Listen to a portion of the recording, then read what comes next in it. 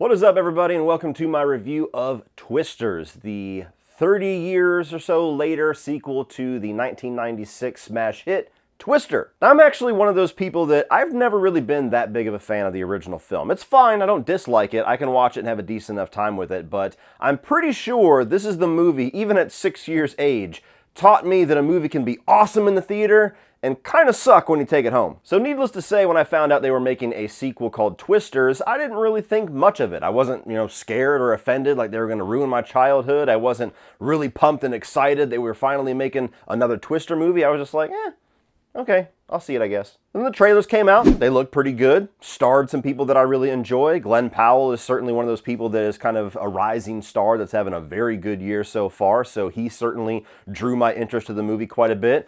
And I took my daughter to see it the other night, and I gotta be honest, had a good time. So starting off with the positives for Twisters, what I enjoyed about this movie the most is that it actually kind of uses your experience and your expectations that are built from watching the original film, and it surprises you with where things go. It uses your knowledge and your expectations against you because it introduces you to a couple different groups of characters, different teams of storm chasers, and it feels very familiar to the first film. And so when you start introducing these characters, you start to automatically judge them. You're like, okay, he's going to be this character. He's going to be the Carrie Elways of this movie. And these are the good guys. These are the douchebags.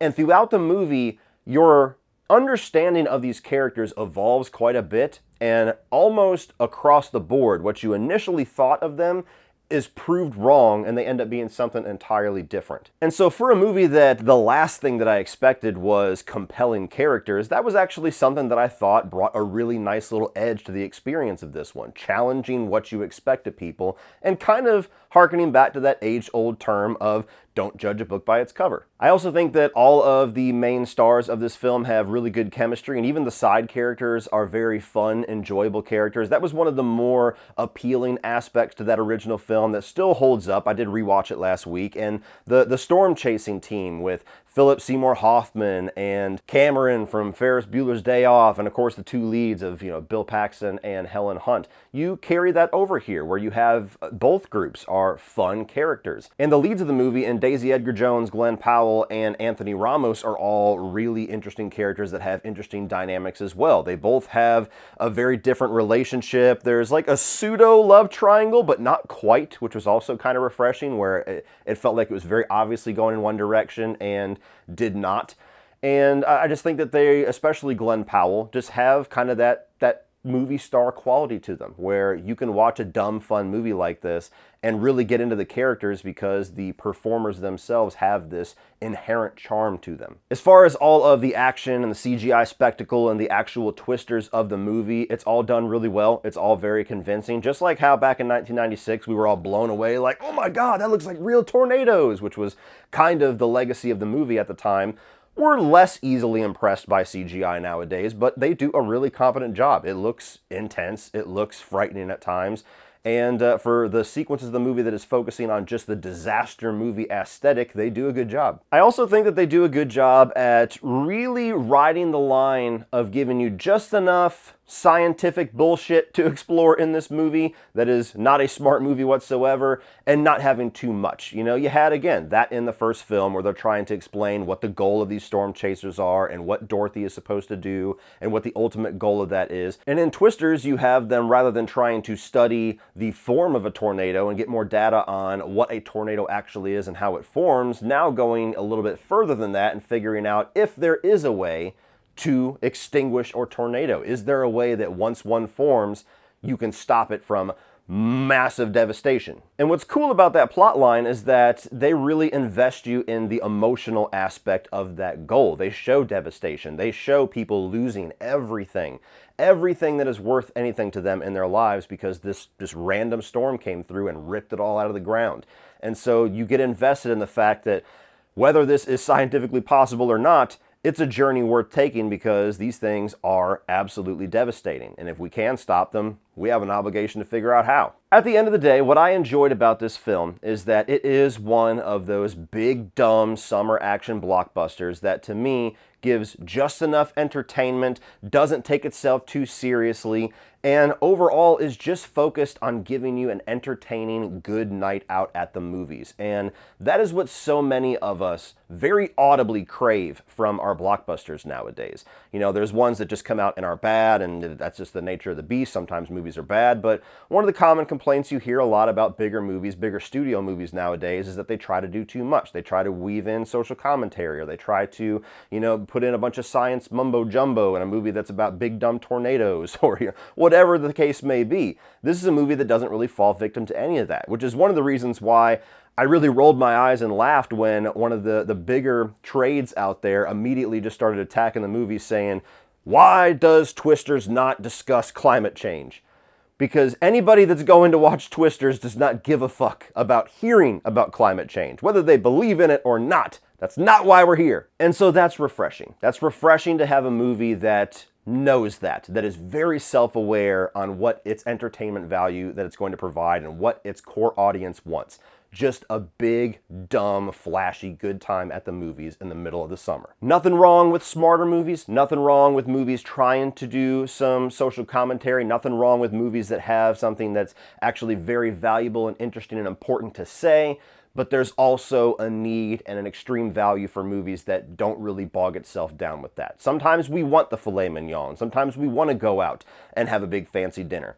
But sometimes you just want that simple, greasy cheeseburger wrapped up in that shitty paper. And that's what Twisters was. A really solid, greasy cheeseburger. Moving on to the mixed. Now, as I said, I'm not really somebody that has any attachment to the original film, but there is a lot of passionate Twister fans out there, and this movie really doesn't bother trying to tie itself to the original film at all. And there's a benefit to that. There's really no homework to be done to onboard onto this. You could take anybody to go see Twisters, and they'll be able to follow this movie 100% without having seen a frame of the original film.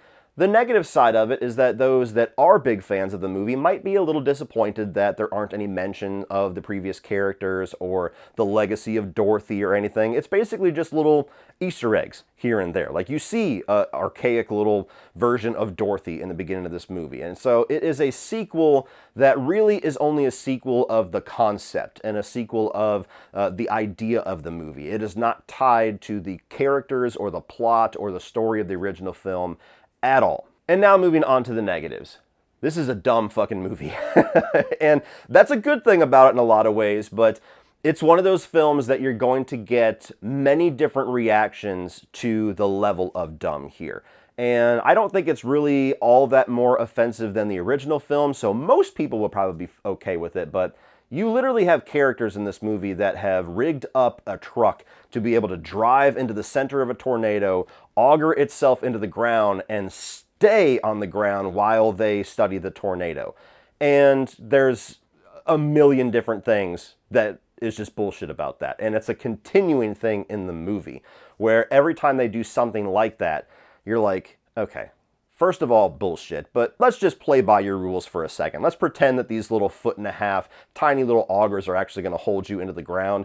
Why are all the equipment that's attached to your truck still there? Why are the windshield wipers and the mirrors not getting torn off, or the shovels that are just on the side of the fucking truck? Like, it's a dumb movie that knows that it's dumb. So it's going to depend on your ability to suspend your disbelief, whether you're going to have a good time with the stupidity or you're going to be rolling your eyes the entire time. And this is kind of just expanding on that point, but I also felt like this movie did a bit of a shoddy job at expressing how dangerous these tornadoes are, because there are scenes where tornadoes are this unrelenting force of nature that are unstoppable and nothing is safe in its path, that is immediately preceded or followed by a scene where somebody is able to just hold on to a chair and be safe, or, you know, strap themselves into something that is absolutely not going to save them and be safe. Again, had that in the first film. They just saved themselves by strapping a piece of leather to a pipe.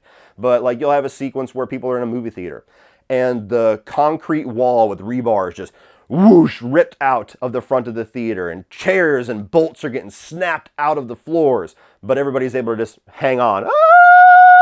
So plenty of points in the film where it's like, are these tornadoes actually like ridiculously dangerous and just nothing but death incarnate, or are they actually like weak as fuck? Because I'm getting mixed signals here. And the only other negative that I have for this film is that Glenn Powell's character in here is a YouTuber. He's a storm chaser that does live streams while he's chasing the storms, and he fucking cranks country music and drives through in POV mode.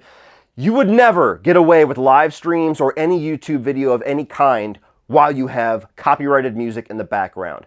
Absolute bullshit. Even more than the tornadoes. I call bullshit. For Christ's sake, I can barely even hum a popular song while I'm on a live stream without Universal coming in and taking a big bite out of my ass. But in all seriousness, I had a good time with this one. For a mindless summer blockbuster, I think this one succeeds a lot more than it fails. I actually do prefer this to the original film. I don't know how unpopular or popular of a take that's going to be, but for me, it delivered what I wanted. Just a big, dumb, fun experience that was enjoyable. So if you're somebody that wants that type of movie in the summertime, if you're somebody that wants that big, juicy, greasy cheeseburger, Twisters delivers that experience, and it's a fun time at the movies. Well, that's it for this one, guys. If you enjoyed that, please click over here for all of my 2024 new release reviews so far. I'm also going to put my review of Long Legs, the big review from last week, for you to check out. Like, share, hit that subscribe button so you don't miss anything in the future.